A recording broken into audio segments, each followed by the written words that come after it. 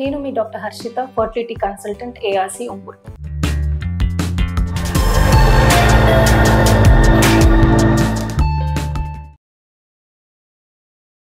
Madam, నాకు KFC గురించి తెలుసు కానీ ఏఎఫ్సి గురించి తెలియదు మేడం.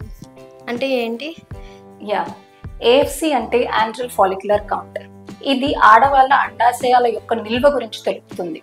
ఇది ఏ బ్లడ్ టెస్టో కాదు, బట్ ట్రాన్స్ వెజైనల్ అల్ట్రాసౌండ్ ద్వారా ఆడవాళ్ళ ఋతుక్రమంలో 2వ రోజు కానీ 3వ రోజు కానీ అండాశయాలలో ఉన్న ఫాలికల్ అంటే నీటి సంచుల కౌంట్ని మనం తెలియజేసేది.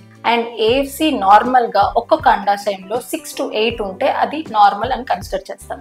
అది తక్కువ ఉంటే వాళ్ళ నిల్వ తక్కువని, మరీ ఎక్కువ ఉంటే వాళ్ళ నిల్వ ఎక్కువని మనం గ్రహిస్తాం.